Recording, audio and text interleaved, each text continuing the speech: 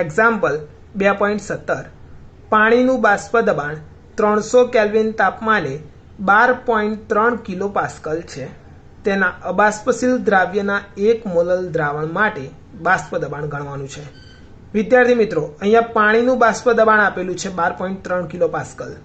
તો અહીંયા શુદ્ધ દ્રાવક પાણી કહેવામાં આવે તો પાણીનું બાષ્પ દબાણ P01 બરાબર 12.3 કિલો પાસ્કલ છે. હવે બીજું, અબાષ્પશીલ દ્રાવ્યના 1 મોલલ દ્રાવણ માટે બાષ્પ દબાણ ગણવાનું. હવે અહીંયા 1 મોલલ કીધું છે. 1 મોલલ એટલે કે જ્યારે આપણને અહીંયા સ્મોલ m બરાબર 1 મોલલ આપેલું છે.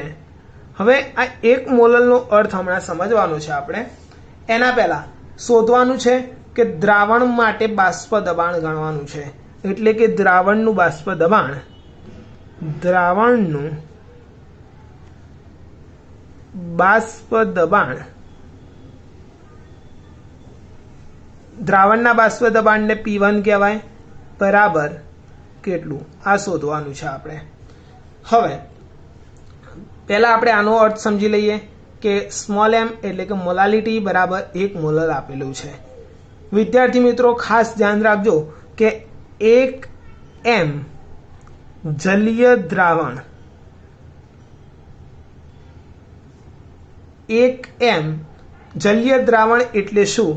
તો આની અંદર તમે મોલાલિટીની વ્યાખ્યા ઉપરથી અને એના સૂત્ર ઉપરથી સમજી શકો કે એની અંદર જે પાણી હોય એનો જથ્થો 1 કિલોગ્રામ, દ્રાવકનો જથ્થો 1 કિલોગ્રામ કીધું હતું.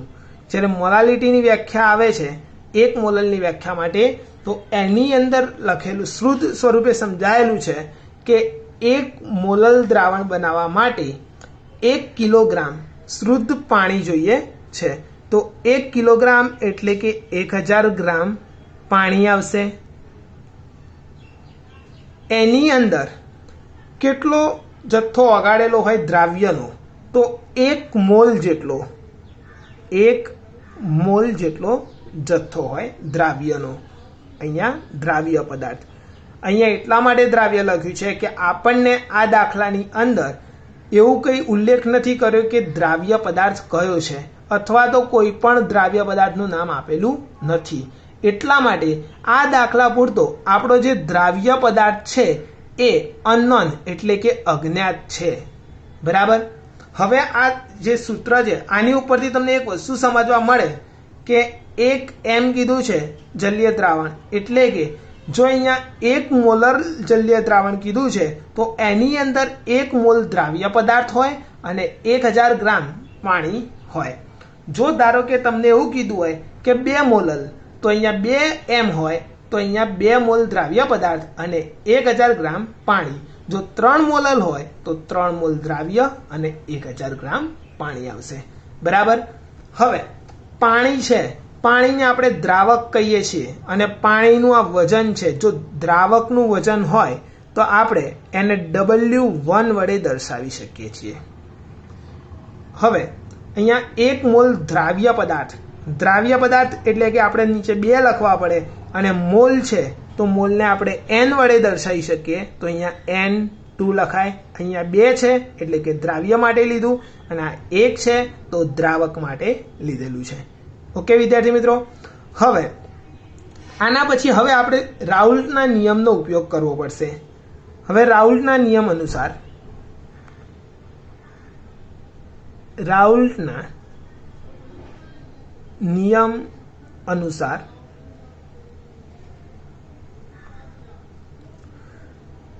હવે રાઉલ્ટના નિયમનું સૂત્ર છે કે P01 માઇનસ P1 છેદમાં P01 બરાબર N2 છેદમાં N1 વત્તા N2.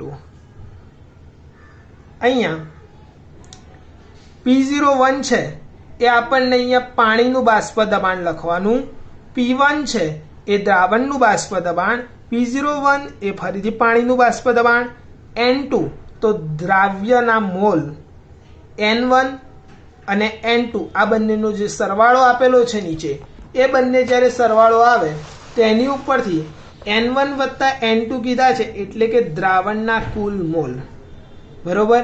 N2 છે એ દ્રાવ્યના મોલ અને N1 વત્તા N2 એ દ્રાવણના કુલ મોલ. હવે વિદ્યાર્થી મિત્રો, અહીંયા તમારે એક વસ્તુ ખાસ ધ્યાન રાખવી પડશે કે જ્યારે આ સૂત્ર છે એની અંદર આ જે દ્રાવ્યના મોલ છે એ ખૂબ જ ઓછા આવે છે. દ્રાવ્યના મોલ એ ખૂબ જ ઓછા હોવાના લીધે આપણે એને અવગણવા પડે છે. ત્યારે હવે ચલો વિદ્યાર્થી મિત્રો, અહીંયા સમજાયેલું એક વખત કે P01 માઇનસ P1 છેદમાં P01 બરાબર N2 અપન, હવે અહીંયા N1 લખી શકાય કારણ કે N2 એ ખૂબ જ ઓછું મૂલ્ય, મતલબ કે આ મોલની સંખ્યા કહેવાય અને 2 છે એટલે કે દ્રાવ્યના મોલની સંખ્યા એ દ્રાવકના મોલ કરતાં બહુ જ ઓછી હોવાથી આપણે એને અહીંયા ગણતરીમાં લઈ શકતા નથી. બરાબર વિદ્યાર્થી મિત્રો. હવે આપણને અહીંયા સૂત્રની અંદર જે બધી જ રકમો છે, હવે એના ઉપરથી એક મોલ શોધી લઈએ. તમને અહીંયા N2 તો ખબર પડી જ ગઈ છે, બરોબર. N2 કયું છે તો ઉપર આપણે શોધ્યું કે એક મોલ દ્રાવ્ય એ N2 તરીકે લઈ શકાય. N1 છે, N1 એટલે કે પાણીના મોલ શોધવા પડશે. પાણીના મોલ આપણને ખબર નથી.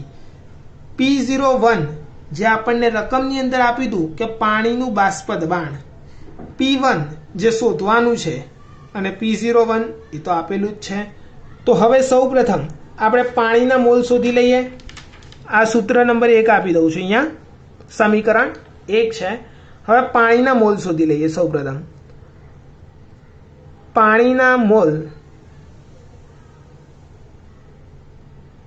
એટલે કે N1 કહેવાય બરાબર વજન છેદમાં અણુભાર. વજન કેટલું છે તો પાણીનું વજન જે આપણને રકમમાં ઉપર શીખ્યા, 1 મોલમાં શીખ્યા હતા કે 1000 ગ્રામ પાણી છે, તો વજન છે અહીંયા 1000 ગ્રામ છેદમાં અણુભાર. પાણીનો અણુભાર 18, તો માટે N1 બરાબર 55.55 મોલ મળે છે. હવે આપણને અહીંયા આ N1 ની આપણે કિંમત શોધી લીધી છે. આ N1 ની કિંમત એ આપણે આ સૂત્રની અંદર મૂકીશું એટલે આપણને અહીંયા જવાબ મળી જાય છે. તો વિદ્યાર્થી મિત્રો, હવે બધી જ કિંમત આપણે મળી ગઈ છે. જે P1 શોધવાનું છે એને કરતા બનાવવાનો અને બાકી બધી જ કિંમતો આપણે સૂત્રની અંદર સમીકરણ 1 માં મૂકી દઈએ છીએ. માટે સમીકરણ 1 આની અંદર હું ડાયરેક્ટ હવે કિંમત મૂકું છું. P01 ની કિંમત આપણને ખબર છે 12.3, તો અહીંયા લખી દઉં 12.3 માઇનસ P1 જે આપણે શોધવાનું છે, તો P1 m ના m છેદમાં P01 તો અહીંયા 12.3 જ આવશે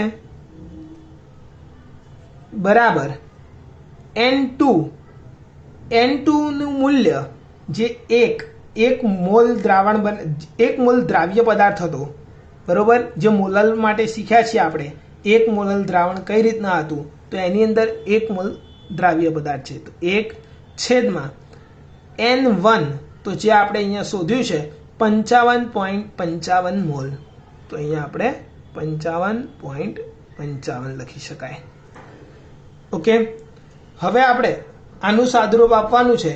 હવે જ્યારે આનું સાદુરૂપ આપીને ફાઇનલ આન્સર આપણે P1 ને કરતા બનાવવાનો, તો આપણને જવાબ મળી શકશે. હવે સૌ પ્રથમ આનું સાદુરૂપ આપવું હોય તો આને 55.55 અહીંયા ગુણી લઈએ છીએ અને 12.3 એ આ બાજુ ગુણી લઈએ છીએ ક્રોસ ગુણાકાર. માટે 55.55 એ આની જોડે ગુણું છું એટલે અત્યારે પહેલા કૌંસમાં એક વખત લખી દઈએ.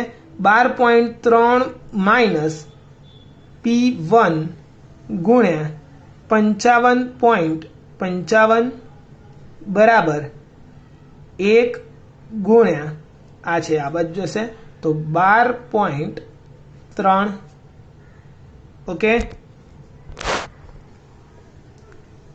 હવે આપણે અંદર ગુણી દઈએ છીએ કે જે 12.3 ફરીથી એના એ સૂત્ર હું અહીંયા લખી દઉં છું, જે આપણે જે સ્ટેપ પહોંચ્યા હતા એટલું ફરીથી લખી દઉં છું।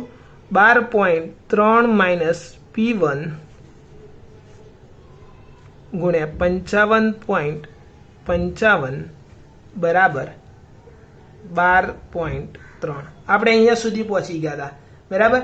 હવે 55.55 ગુણ્યા 12.3 કેમ તો આ કૌંસની બહાર છે 55.55 બંને જોડે ગુણાશે બરાબર। તો અહીંયા આપણે 12.3 ગુણ્યા 55.55 તો આન્સર આવશે 683.26 માઇનસની નિશાની તો માઇનસ 55.55 ગુણ્યા P1 તો અહીંયા લખી શકાય કે 55.55 P1 બરાબર 12.3। હવે આ 12.3 છે એ બરાબરની આ બાજુ લઈ જઈશું તો અહીંયા પ્લસ છે તો આ બાજુ આવશે એટલે માઇનસ થઈ જશે અને 55.55 P1 એ અહીંયા માઇનસ છે બરાબરની આ બાજુ લઈ જઈએ તો પ્લસ થઈ જશે। તો માટે 683.26 આ બાજુ લાવું છું તો માઇનસ થશે માઇનસ 12.3 બરાબર આ બરાબરની પેલી સાઈડ લઈએ છીએ તો આ માઇનસ હતું તો ત્યાં પ્લસ થઈ જશે તો 55.55 P1 બરાબર। હવે આ બંનેની બાદબાકી કરીએ તો આપણને આન્સર મળે છે 670.96 બરાબર 55.55 P1 બરાબર। હવે P1 ને કરતા બનાવી દઈએ તો 670.96 એની છેદમાં જતા રહેશે 55.55 તો માટે P1 બરાબર 670.96 છેદમાં 55.55 આ બંનેનો જ્યારે ભાગાકાર કરવામાં આવે તો ત્યારે આપણને આન્સર મળી જશે કે P1 બરાબર 12.07 કિલો પાસ્કલ બરાબર આ આપણો ફાઇનલ આન્સર મળે છે, જે આપણે P1 શોધવાનું એ દ્રાવણનું બાષ્પ દબાણ મળી જાય છે।